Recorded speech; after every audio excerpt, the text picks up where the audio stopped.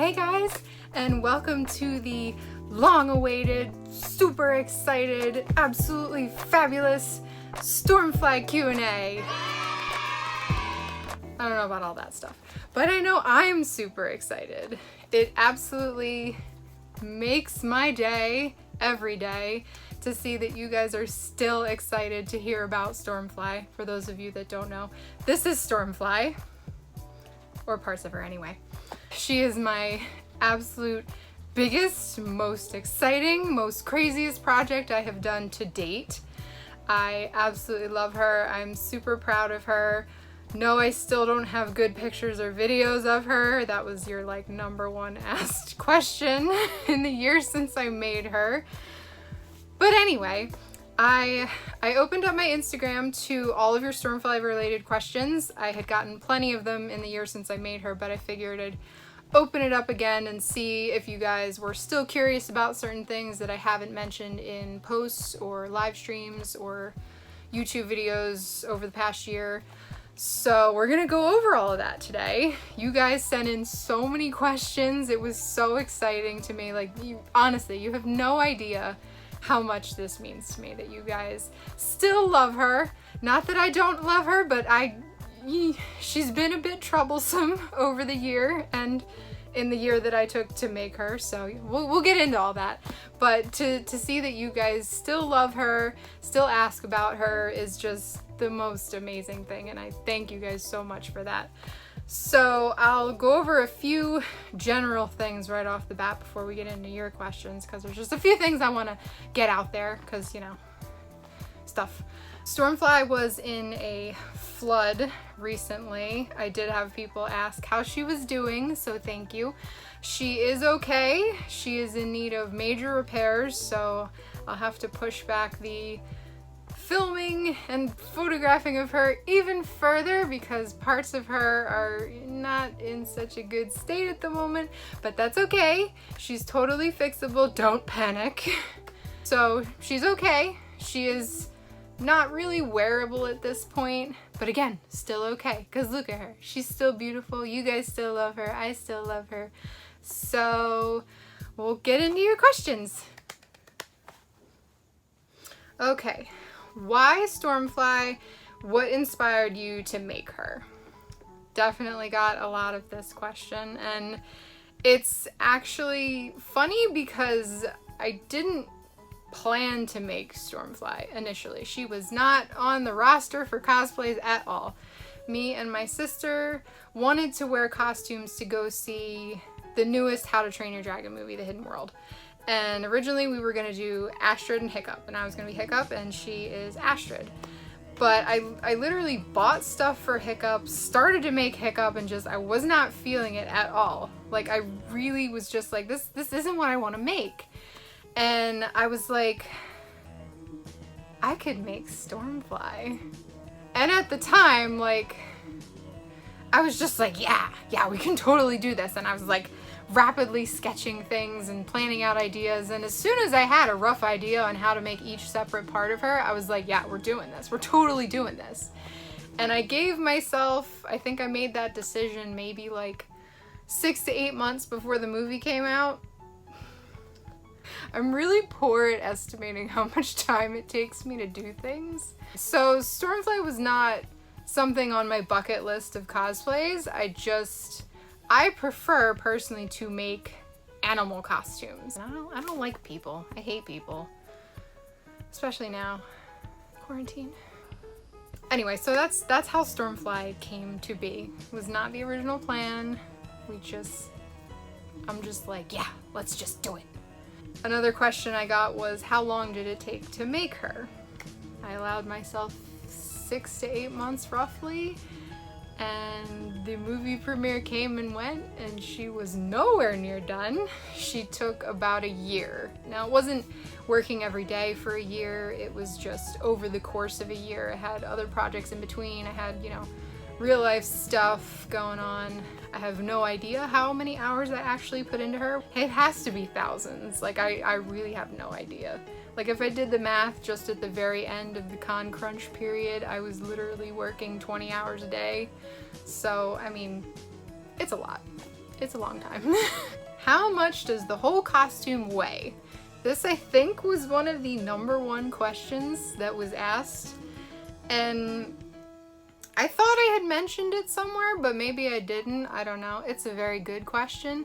I have not weighed the whole costume while wearing it at once, but I've weighed the separate pieces individually, and she weighs about 60 pounds.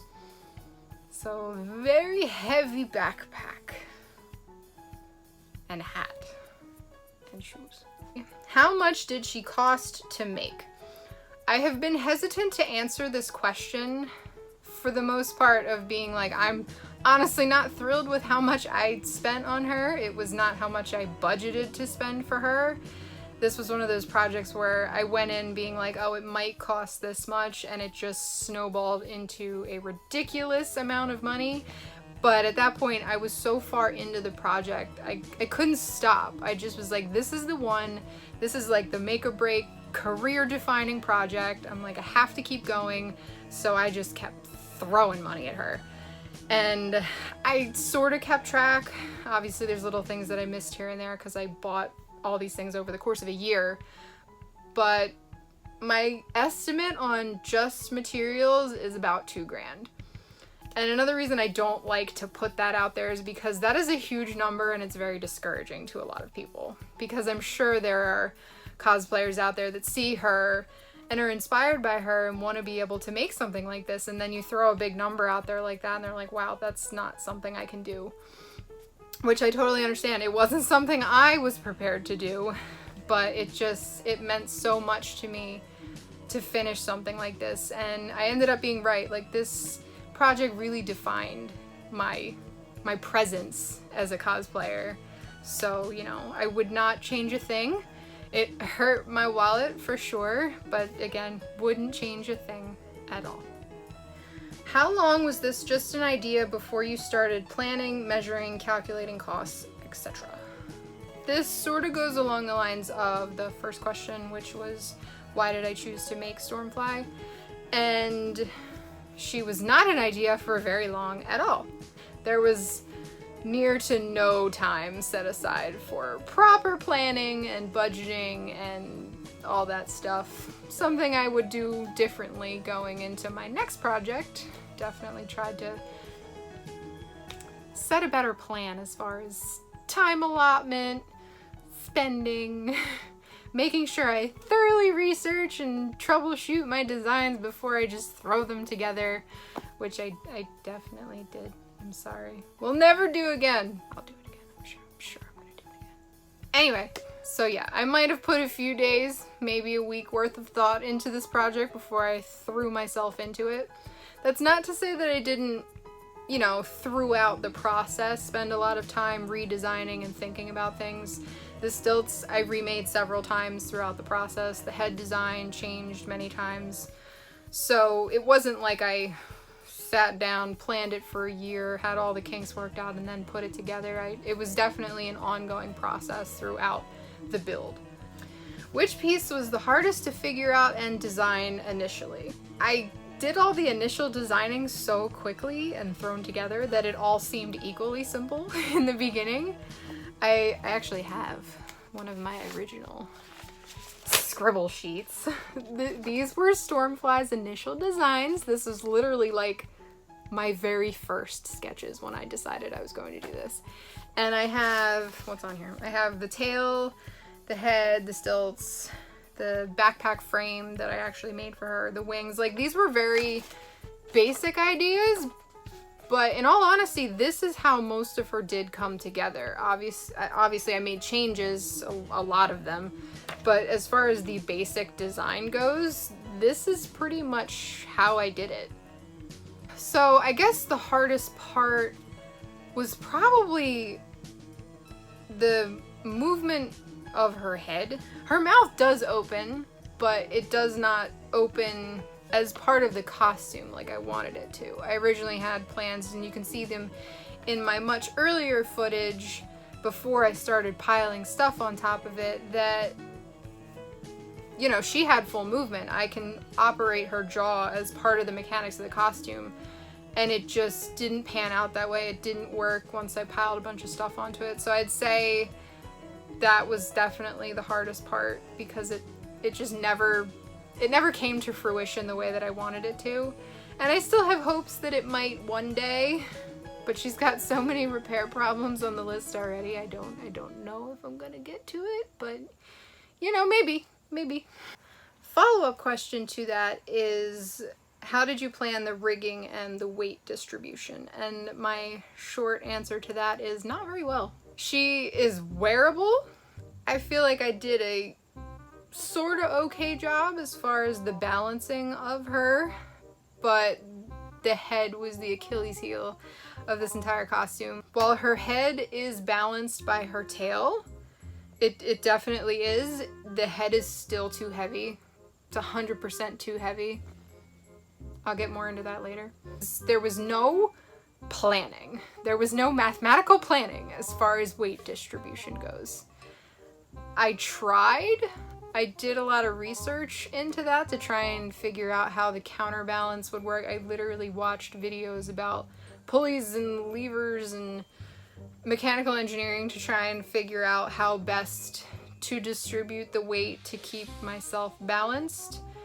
And it was difficult. It was definitely challenging, but for me, it's hard for me to figure that stuff out on paper. So for me, it was just a matter of putting it together, seeing if it worked, making adjustments. And that's honestly how I did most of it. The best rigging and balancing trick of the whole costume is really apparent as I put it on, because it obviously goes on in pieces, and it is extremely hard to wear in the interim before the whole costume is on, because everything's kind of wonky. Things aren't sitting in the correct place.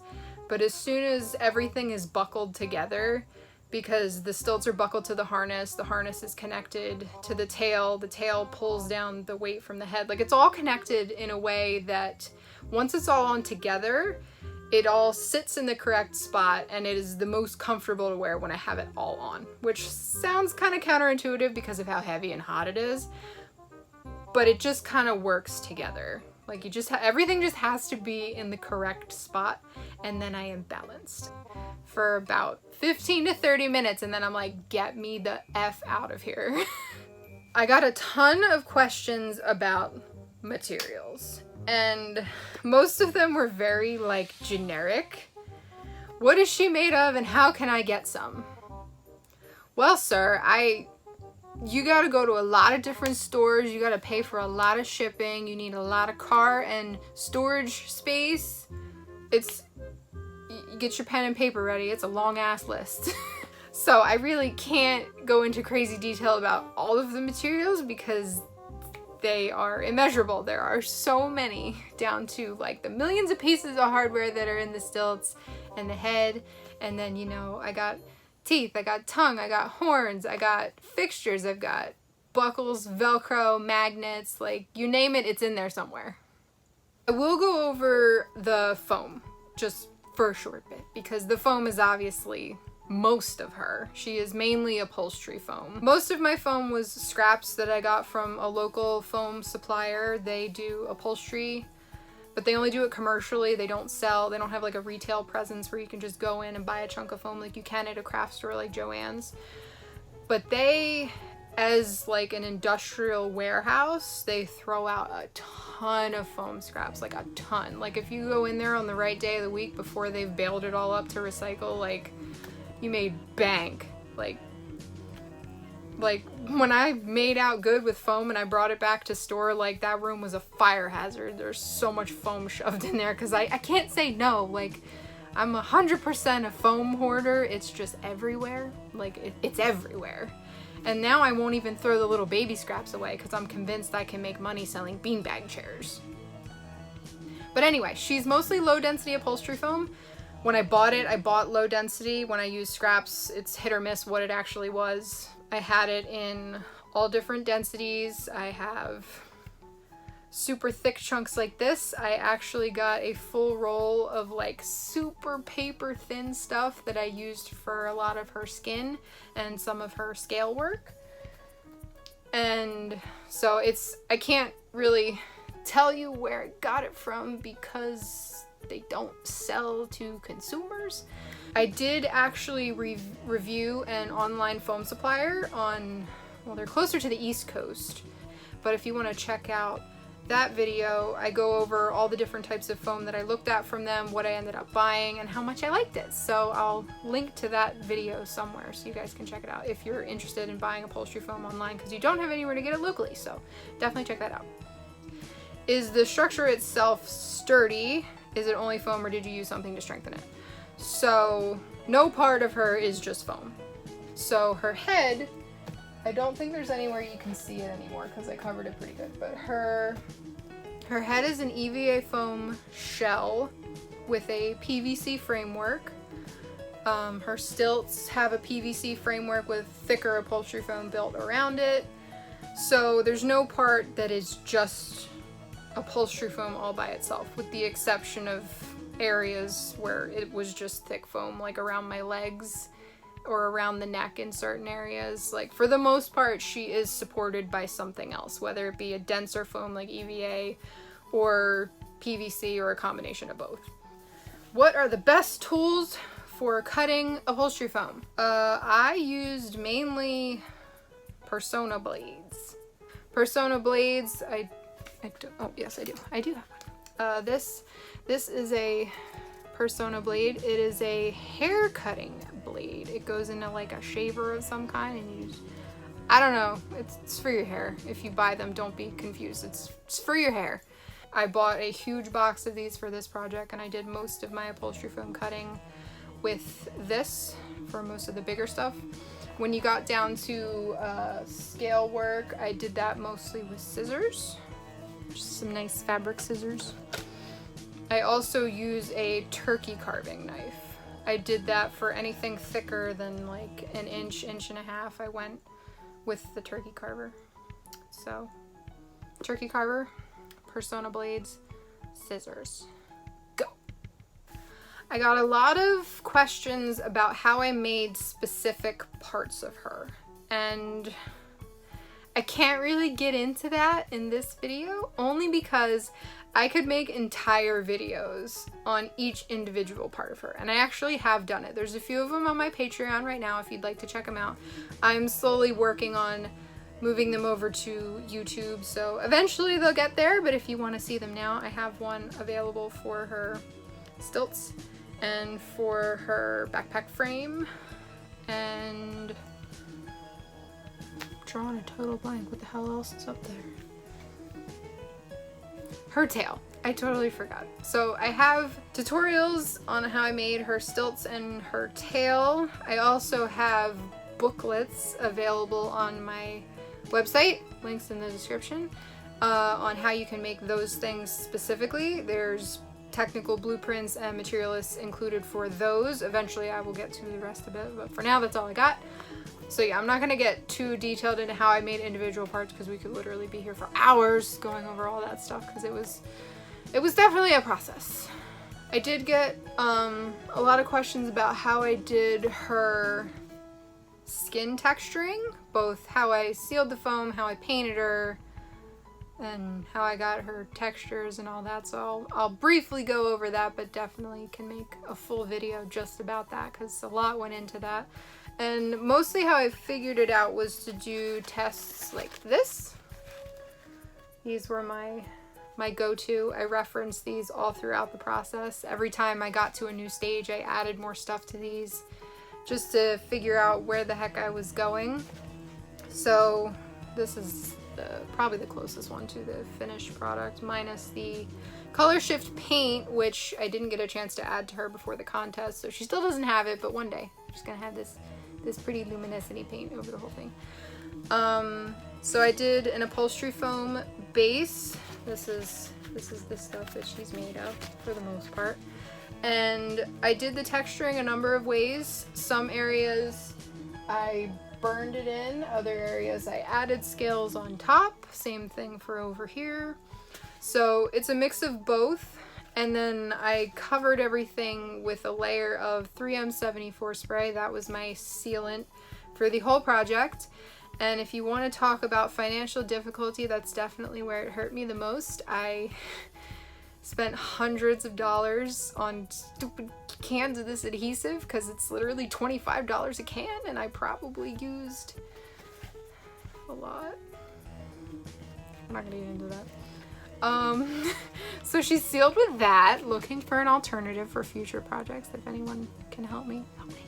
Once that is totally done, then nothing you put on top of it will penetrate into the foam, because otherwise this is just a sponge, which is just going to add weight and waste your money. So good coat of sealant, and then she is completed with Creature Cast rubber, which is a neoprene. It is a latex alternative for people that are allergic to latex or hate the smell of it, or if you're like me and you work in a tiny space and you don't want to die from ammonia fumes. Definitely a good way to go. It's also much easier to paint. So by using the Creature Cast rubber, I was able to paint her completely with acrylics. No muss, no fuss, no paint thinners, no stinky business. Just acrylic paints. Like, she is literally a mix of those little tiny craft bottles you get for $2 at the store. So the paint job was simple, as far as calling anything simple with this project. But yeah, so that's the short version of how I did her texture and paint job. But again, I could get really crazy detailed into that particular process. So definitely leave a comment if you guys want to see full videos on any of that stuff, because I'd love to do it for you. Let me know. Let me know. How does the attachment for the head work? It kind of doesn't. So I have not talked about her head attachment much. There have been a lot of people who've asked me over the years how I attached her head, and my short answer is usually nothing, because I don't have a good answer for people. I don't want to tell people how I did it, because I don't want them to repeat it. The way I created her head attachment was not good. It was not well thought out, and I pay the price whenever I wear her. So big disclaimer going forward, do not copy how I made her head, how I attached her head, and how I wear her head. Just don't do it. Don't do it. I mean, you can use it as a base, but definitely improve upon it before using it. Or you can apply the method I used to a much smaller head. Please do yourself a favor. If you're starting a costume, start with the head. Proportionate to your person and how much weight you can sustain on your head.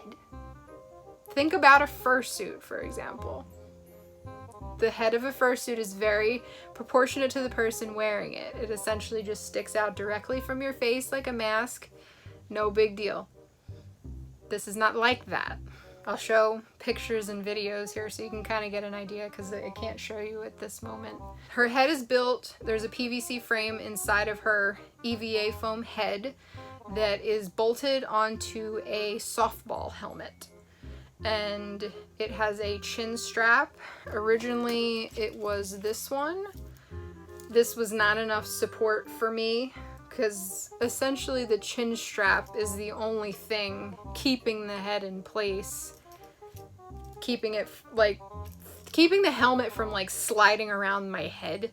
So I had to upgrade to a very nice football chin strap that has like a little silicone thing in it. So that's part of it. There's a chin strap that holds the helmet in place on my head. There's a very thick, heavy-duty bungee cord that runs out from the helmet all the way down to the base of my backpack frame thing, where the tail attaches. So that there's sort of a direct connection between the weight of the head and the weight of the tail, kind of pulling on each other like teeter-totter style. But again, for the size and weight of this head, the head weighs about 10 pounds, which doesn't sound like much until it's out here in front of your face. Like, I didn't do enough thinking into things like center of gravity and stuff like that. Like, if her head had been positioned above my head, that would be a whole different story. But because of how far away the head center of gravity is from me, straight down. So in the videos that you see of me wearing her, the times that you can see the head moving. I can move the head. My resting position while wearing it is here. I comfortably look at the ground because my neck can't hold it up. So I can kind of get this kind of little bobbing motion without any, well, with minimal stress. I can do a little bobbing motion, but I cannot hold my head upright. It's simply too heavy. And I've tried to correct for this. I have done everything I can short of completely rebuilding it because I don't have it in me to do that. But that's why I don't wear her very much. Not that I wear her at all currently, but so that's all there is. I looked into a lot of other things.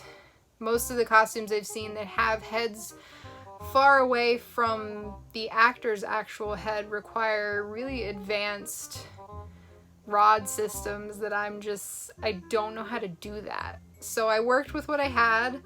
I played around with, after I realized how heavy her head was, I played around with being able to do kind of like the hell's that thing called? A mobile that, you hang over a crib. I looked into ways of possibly suspending her head that way, but the damage was already done because the head is so front heavy. If the center of gravity were closer to the back, I might have been able to do something like that, and I thought about doing counterweight system and stuff like that, but it's something that's not really fixable short of wrecking the entire thing, and I'd rather she be a display piece at that point because it's just been so long and so much work. I don't think it's something I'll ever fix. You'll notice in pictures that I do have from the contest, pretty much every picture you see, there's somebody holding me up by the chin, and that's because I was so exhausted just from the whole process that led up to it that any moment I didn't have to self-support the head, somebody was helping me hold it up because it's kind of a thing. Another issue I had, aside from being really tired and just not wanting to deal with the weight if I didn't have to, I had problems with the way the neck attaches to the back of the head, so that every time I went back to my resting position, which was here, it would pull off and then I'd have to reattach it. I didn't have enough give back there, so in order to make it look nice, I had to have somebody hold the head up in my non-resting positions. So again, I just want to emphasize, this head was not well made. It was too big and too heavy from the start, and that was like the fatal flaw of the costume. While it is still wearable for short periods of time, it is definitely not advisable to build a head the way that I did. Don't at me, it's already done. But I want all of you to know we can put our heads together and find a better way to do this next time. But I mean, the short solution is just don't make a costume quite this big. If I had just scaled her down a tiny little bit, we'd be wrapping up here. But I did a dumb thing and now I have to deal with it. So, So that's her head and its lack of proper attachment. Did you make a pattern for the foam? If so, how? She is a mishmash of all different patterning techniques. I definitely got experimental with things, but for the most part it was some type of bulking up an area with an unrelated material and then taking a pattern with either duct tape or masking tape, and that's how I do pretty much all of my patterns. So things like her thighs, I bulked out with newspaper, took a pattern from that. Her head was made using a miniature. I sculpted a little polymer clay version of her head. I took a pattern from that and then scaled it up to the correct size, or the incorrect size.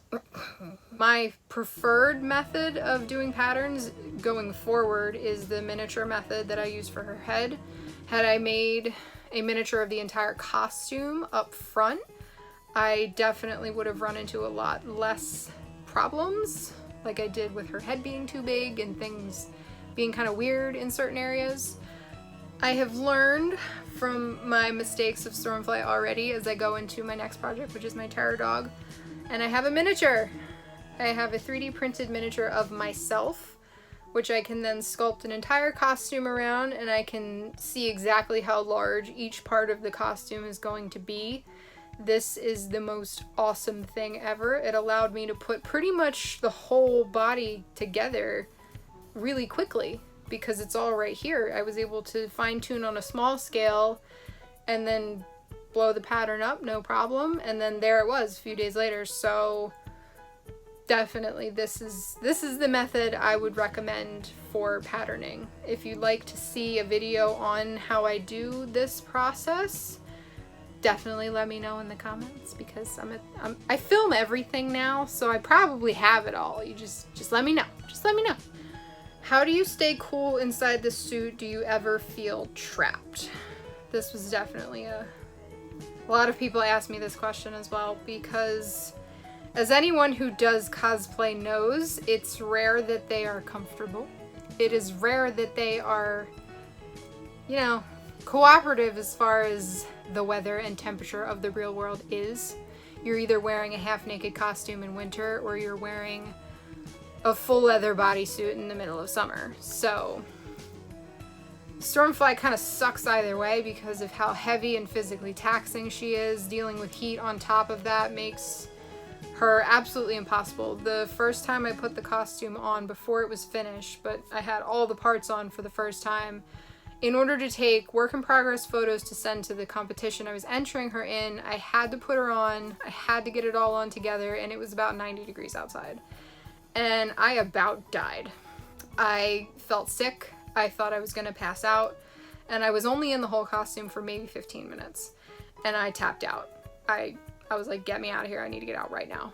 So it wasn't necessarily a claustrophobia trapped feeling, it was just like I'm literally going to vomit all over the inside of the suit. Please get me out now. I learned from that immediately.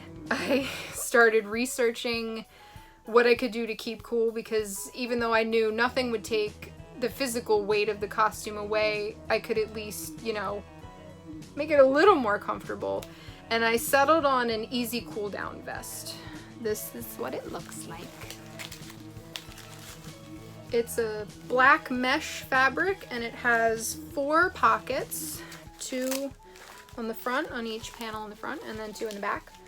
And they hold these extra special freezer pack thingies. I'm not going to get into the science of it because I know I'm going to totally do the company a disservice. But this is what they look like.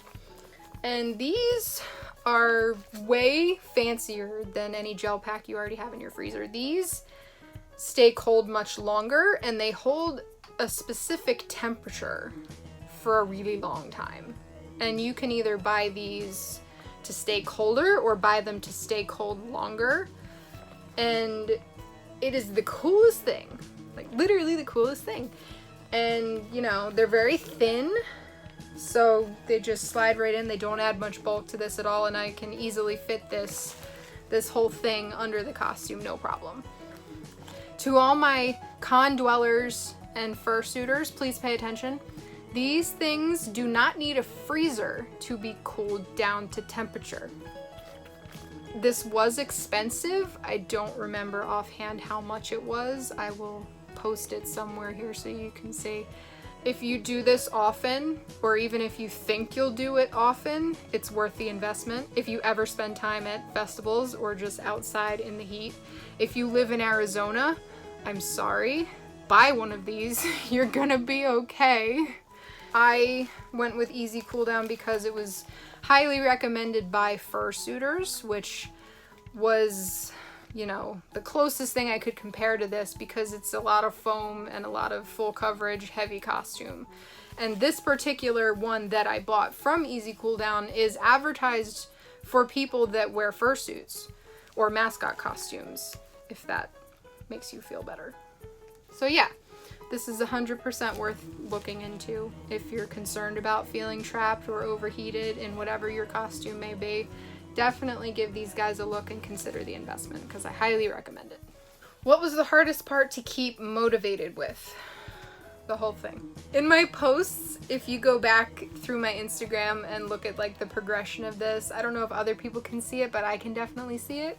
Like the hope and despair kind of switched off all of a sudden towards the con crunch period. I just was like, the life drained out of me very fast because I'm normally the type of person that takes their time, works on it when they're feeling like doing it, procrastinating a lot. For me, it's hard to stay motivated with anything that takes too long. I'm like, get it done quickly, move on to the next project.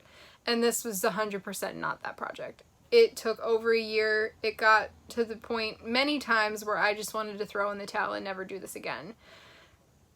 Because it was hard. It was really hard. Like, some parts of her went together like a dream. Like, her stilts and her tail, those were simple.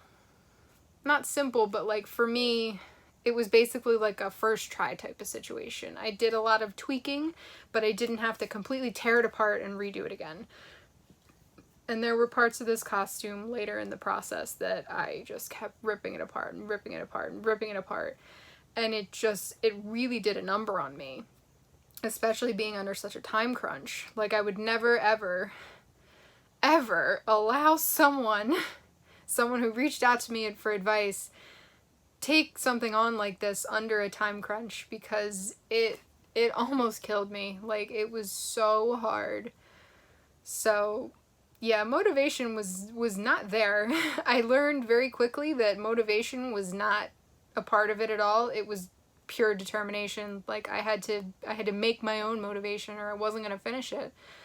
And nothing sort of motivates me like a timeline. Like, I don't want to be late. I don't ever want to be late. I want to get it done, and I want to get it done to the level that I think it should be done. And with Stormfly, I had already skipped 2 deadlines. I originally planned to have her done for the premiere of The Hidden World, and that obviously didn't happen. And then I was going to have her done for Wizard World Philadelphia, which was a few months later, and I had to admit to myself a few weeks before that it just wasn't going to happen. Like, it crushed me to have to tell myself, you can't do it. It can't be done. Don't do it. And, the only way I could kind of justify that to myself was to say, don't half-ass it. Don't get it done just to get it done. Like, do it right. Like, you've put in so much time and money. Take the time, do it right. So, it dragged on for a very long time, and it was hard, but, looking back on it now, it really showed me what I can do. It showed me what I'm capable of doing, that motivation is not the whole picture. You don't necessarily have to be motivated to accomplish things. You can, fuel yourself with other things to get through this. How many spikes are on the tail? 1,375. I counted. How good or bad is your vision in it? And a follow-up to that is, what camera do you recommend for costumes like this so the wearer can see? So many people have asked me this, and I've answered it so many times, and y'all are not satisfied. You want a full breakdown of how I see, so I'm gonna tell you. I'm gonna show you her head. I cannot see. There is no viewport. There is no meshy stuff to see out of. There is nothing like that. I knew there wouldn't be from the get-go. I knew from the very beginning of this costume that it was not going to be any type of viewport situation, because I didn't like the idea of having a super limited range of vision like that. I mean, I knew it'd be limited no matter what, but I wanted a better option than that. So what I decided to go with was a camera and goggle setup. And the setup that I went with came directly from another cosplayer.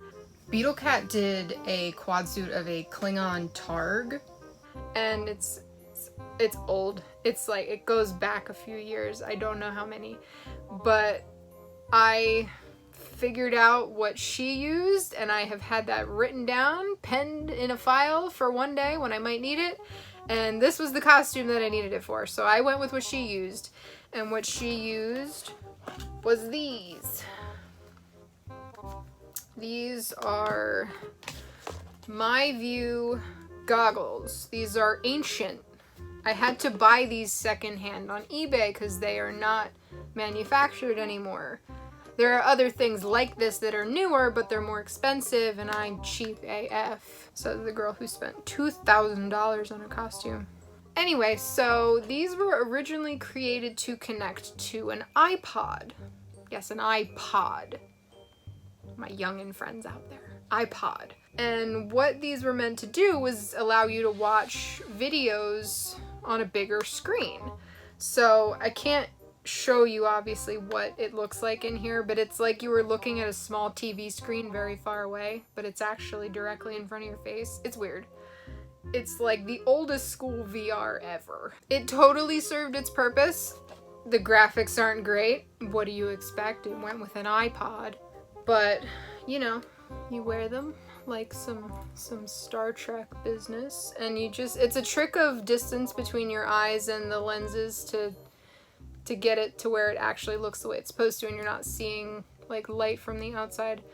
But this is what it is. It has, this is the little controller thing that's attached to it. This connects from back there in the helmet. It runs all the way forward to the camera, which is positioned here.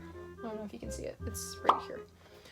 And the camera, this is the box that it came in, but it's very generic. There's a model number on the side. This is the camera that I used, for those of you that have asked. This is just a generic teeny weeny security camera with a wide angle lens so that I can improve my vision as much as possible. Again, I bought this on eBay, and it is wired to the cord that is supposed to plug into this end of the goggles. I don't know what cord it is. My dad did the electronics for me. I cannot explain it to you. I'm sorry. I think I spent roughly $150 on all of the wiring, cords, battery pack. The power bank is actually the most expensive part of the three things that I bought because I wanted it to last as long as possible, because I didn't know how long I'd be able to wear the costume, but I wanted to make sure that the battery would last longer than that, because the last thing I needed would be like out walking a runway at a cosplay contest and my vision cuts out and then I trip and die. So big heavy duty power bank. Technical business of that. I can't, the light doesn't want you to see it. Anyway, so that's what I used. That is my vision setup. My vision is actually really good as far as a big costume goes. My field of vision, once we adjusted it, is roughly people's waists to the floor. What was important for me was to be able to see my feet, because her toes stick out so far that they bump into each other if I'm not careful. So it was more important for me to be able to see my own feet and directly on the floor in front of me than it was to see anything else. So I was super happy with this option. So that's what I did. What is the hardest part to operate? Definitely the wings. The wings were very rushed. They were the last thing that I figured out as far as mechanical aspects of the costume, because I really wanted them to open and close correctly. I wanted them to look anatomical. I wanted them to look correct, because I've seen a lot of costumes with wings that they look nice open, and then as soon as you try to fold them up, they just look really stupid. Like it really irked me, and it was something I wanted to try and avoid in my own costumes. So her wings were a nightmare, conceptually, mechanically, gravitationally. They were just horrible from start to finish. I still don't like them. And, you know, the way I had to hold them in order for them to function properly is... I can't even remember, it's been so long. There's a piece in there that tucks between my fingers.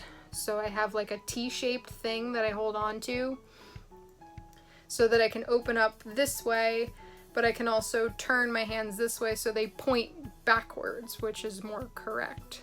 Which, it works, they totally work, but on top of all the weight and the heat and the stress of the costume, having one more thing, having to hold my arms out is just too much. It's too much. I also don't have arm muscles, which definitely impeded my ability to successfully operate a large pair of wings. I'm working on that. Sort of. This question, I actually really like this question. It was different and I liked it because I thought it was important. How do you even begin such a huge cosplay and keep the structure sturdy but movable? It's kind of a two-part question. How do you even begin such a huge cosplay is a question in and of itself. You don't do it immediately. I have thought about making big costumes for a very long time. I've thought about big monster suits, quad suits, crazy stuff like that. So it's something I've thought about and researched for a really long time. So as fast as I threw Stormfly conceptually together, I did have a lot of, not practical hands-on knowledge, but I had done a lot of research into ways that other people had tackled certain issues I knew that I'd come across. So I had that going for me going in, but it's a big commitment. It's definitely a big commitment that you definitely should put the proper amount of thought into, a little more time spent budgeting, making sure that it's something you're financially and mentally able to handle. It's going to take a long time. You have to be okay with committing a lot of your time to a single project and possibly not having time for anything else. If you're like me, you're all about the side projects, so this was not real conducive to that. You have to be prepared space-wise. If you do not have a large workspace, this is not something you want to get into, because it may seem feasible when you're just working on a single piece of it, or even multiple pieces just not put together, but down the line you realize, oh my goodness, I can't even see what it looks like together inside. And even in the huge basement I was working in, I couldn't wear the whole costume inside because between the stilts, if I tried to put the stilts and the head on together, I was too tall. I could only wear one or the other, which was not great for figuring out how it all worked together because I needed one to hold the other in place. So there's so many things that you should consider before you start, because there's nothing worse than committing a lot of your time and money only to realize you can't finish it. There's nothing more heartbreaking. So definitely take your time in the early phases. Do as much planning and budgeting and calculating as you possibly can before you get started. Make sure you got the space, you got the time, and you have the mental capacity, because this definitely pushed me to my limits further than I ever thought I would. So maybe start a little smaller than I did. Just a thought. And the second part of that question was, how did I keep the structure sturdy and movable? This was actually one of the most important things to me when I made this costume. I am all about realistic movement and being able to act in a costume to represent the thing you're portraying. So for me, it's super apparent in my earlier videos before all of the stuff got piled onto it, when it was very free moving, and I really got into the character of it, being able to move around like a bird, like dragon, like all of that stuff. And that is so important to me. Like, it's the part that I most look forward to in making and wearing a costume like this. So I took a lot of time planning areas of movement and how to make sure that it stayed there. And when I rushed things at the end, I definitely lost a lot of it, which was really unfortunate for me, because that was what I had worked so hard to be there. That was what I wanted. So a ton of the movement was lost. Obviously, I don't have any good videos of her to properly convey that to you, but the little videos that I do have, you can tell that the movement and performance of it is nowhere near where I wanted it to be. A perfect example is actually her stilts. So these toes, they do move. They do. They have some drop to them, and I spent hours testing, putting the stilts on, lift them this foot up, lift this foot up, just to see the drop of the toes to make it look natural. So when you because when you lift your foot up, your toes don't jut straight out. There's a natural drop, a natural gravity to it.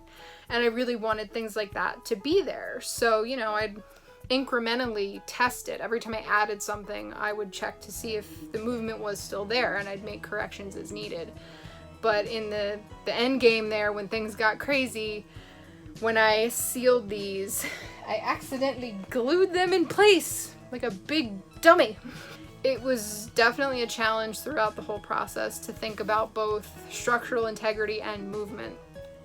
Her neck was an example of this. If I had made her neck fully rigid and non-moving, I could have provided a lot more support for my neck, but I would have lost the realism of being able to move her head around. And it's a really hard compromise for me personally, and it's one that I should have made because the structural integrity and the safety is more important. It's just so hard for me. It's so hard. So you really have to do a lot of balancing and compromising as far as where you can have realistic movement and where you need to think about structural integrity and safety. So definitely do better than I did. What resources influenced how you built her?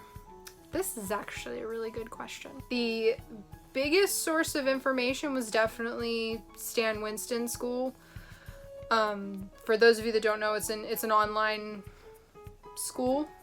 They have a lot of long, thorough, in-depth tutorial videos that are made by people that are in the industry, in the Hollywood movie making industry. And there's so many different things on there. There's, you know, puppetry, animatronics, giant costumes, you know, all sorts of stuff. And I particularly fell in love with one tutorial, and it was Ted Haynes' giant T-Rex puppet head. It's like a 3 or 4 part video series, and that I used so many techniques from that video. I learned so much from that series. I can't even tell you how many times I've watched it, because every time I think I'm like, oh wait, did I miss something? And I go back and I just watch the whole thing over again. So that I would highly recommend that you check out. He has a lot of other videos on texturing foam. He is a foam fabricator. He's just awesome. So if you're looking to do any type of foam fabrication at all, watch all of his videos. Follow him on Instagram. He's awesome and I love him. So yeah, his videos were a huge inspiration to this project. I spend a lot of time just aimlessly searching the internet for answers. I have looked at a lot of other cosplayers to see how they've tackled similar issues. Goggle Cosplay, or Cosplay, was absolutely amazing. I had referenced her work a lot even before I started Stormfly. She offered me a lot of advice while I was building her, and she was actually one of the first people to share my work. So I definitely can't thank her enough, so be sure to check out her awesome costumes and videos. I also took a lot of inspiration from this amazing Rancor costume. Adam Savage's Tested put this together for San Diego Comic-Con a few years ago, and the work in progress videos were extremely helpful. I actually reached out to one of the guys who worked on it, Frank Ippolito, and he was kind enough to give me some advice as well. So that's another project you should definitely check out. What was your favorite part about building her? It was definitely her tail. Her tail was awesome. I was a weird child, you see. I always wanted to be a dinosaur. Now that I'm an adult, I can get away with being a dinosaur. But as a child, it was, you know, I was a little more troublesome. But like the best part about being a dinosaur is definitely having a tail. Like, having a tail is like the coolest thing ever. I don't know why evolution did away with those. I was so excited to be making a costume that had a tail. And of course, this costume is like 70% tail. Like, if you look at Stormfly proportionately, she's more tail than anything else. Like, half of her body is tail. It's just all tail. So I had seen a lot of people make articulating tails, and I was so excited to be able to try it for myself. and it just went so smooth. Like the whole process, it just worked from start to finish.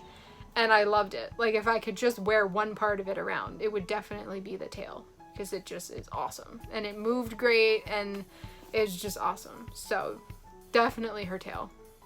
Now that Stormfly is done, did she turn out the way you like, or would you have made changes?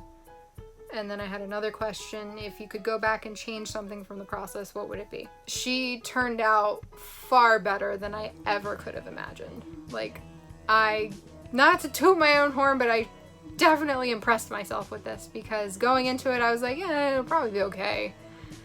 I definitely had more confidence since I had made a dragon head before this, so I started with her head knowing that I had the process down. I knew it was going to work. And then I was just like, yeah, we'll just tack on a bunch of other stuff. It'll be fine. So with the amount of struggle I faced and the lack of confidence that I went in with overall, it turned out amazing. And I am so proud of it. So unbelievably proud of it. Would I change things if I could go back and change things? Oh, 100,000,000%. Her head, as I mentioned, that would definitely be the biggest one, because, you know, I sacrificed comfort in a place that I definitely shouldn't have. And I also would have paced my timing better, because knowing now that I finished her in a year, had I been working on her consistently over that year, I might not have been so crunched at the very end to get her done.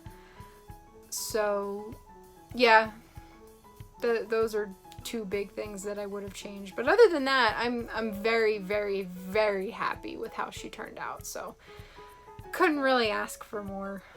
I'm good. Will you make a saddle for Stormfly?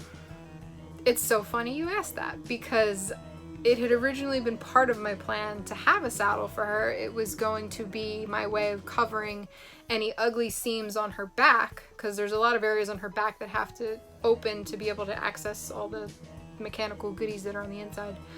And the saddle was going to be my way of just hiding all that stuff.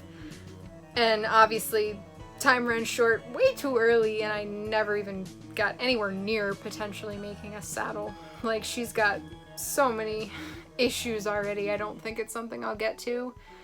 I'd love to, though. I would totally love to make a saddle for her. I feel like it just completes it. On the same note, I had also intended to add the blacklight paint that you see in the Hidden World, where they have like the bioluminescent underworld area, and she kind of lights up orange in certain spots. Like, that was something I planned to add too. Just never got to it. Maybe someday? Maybe. Are you ever going to wear her to another con? It is definitely my intention to do so. It was actually a goal of mine this summer to take her to as many conventions as I could. But then the coronavirus happened and there were no conventions, so sad face. It was part of my plan to get her fixed up over the winter to then be ready to go to cons in the summer, and totally didn't happen. She's fallen apart more since then with the flood and, you know, all that fun junk. But it's still my plan to get her fixed up so that I can take her to conventions again, because, like I said, I got no good pictures or videos of her, and I would love to take her to a convention, see if I can find a cosplay photographer to get some good pictures of her, and for other people to be able to see her. There are people that reached out to me from Keystone that did see me there. There were a few people that sent me pictures, which, thank you so much, I really appreciated it. But I was like beyond shocked that I walked in that costume all the way across the convention center and no one has any videos of that. What were y'all doing? Like, I ended up having to walk it across the convention floor, which was not the plan. We were going to put her on a gurney and wheel her over to the stage, because that was a walk I didn't want to make. And we got short on time because I was trying to fix her up, you know, behind the scenes. And I had to wear it. I had to walk the costume all the way across the convention center. And, you know, I made it happen, but it was exhausting and we were short on time, so I couldn't stop to take pictures with people. And that was like the main thing I wanted to do. Like, I wanted all these people that had supported me throughout the process that were there to be able to, you know, see her in person and get pictures with her and stuff. And I still get I still get messages from Astrid cosplayers that want to get pictures with me, that want to like travel across the world to just get pictures with this costume. So I'm definitely gonna do my best to not disappoint those people. I really want to get her fixed and get her back out there. Even if I can't wear her, if I can rig her up as a decoration piece at a booth, I'm gonna do whatever I can, because I put too much work into this, and you guys gave me so much love and support that I have to get her back out there. So it's gonna happen, I promise. So we're gonna end with, are there other large costumes you plan on making? And that is a big yes. As I mentioned earlier, my terror dog is already in progress. I've had to kind of push it to the back burner a little bit for the moment while I'm trapped in this tiny garage, because there's just not enough room to work on that right now. I also have plans to do Spyro. Spyro is definitely a bucket list cosplay, and I've been looking forward to that for a long time. I did the Terror Dog first because of Ghostbusters that was supposed to come out this summer and has now been postponed, so that's kind of why I've pushed that to the back for right now. But I wanted Spyro to be perfect, like I do with everything. I'm trying to break myself of that habit, but that was why I did the Terror Dog first, because the Terror Dog was a little simpler. So I figured as my first quad suit attempt, I should do something a little less crazy, so then when I get into Spyro, I have a little more experience going in and I can hopefully get a better product out of it.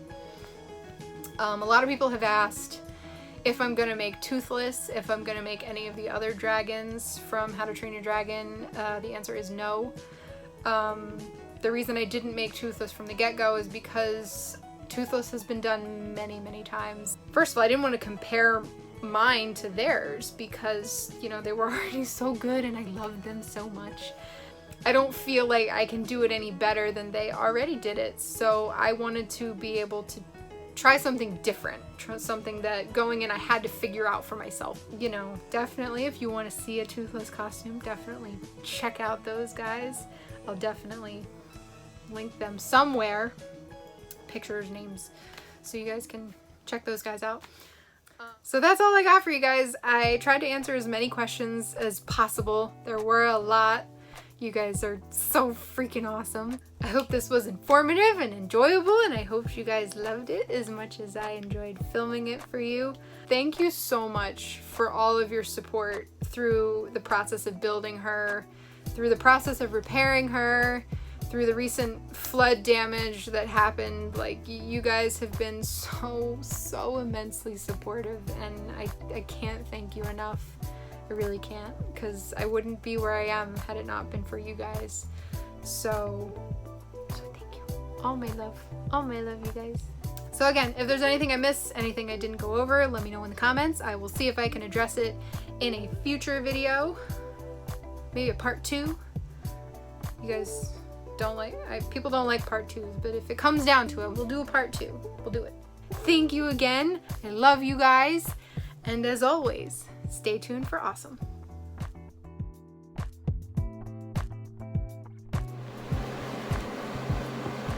It's 90 degrees. I'm sweating my ass off and I can't run the air conditioning because it's loud and it's right next to me.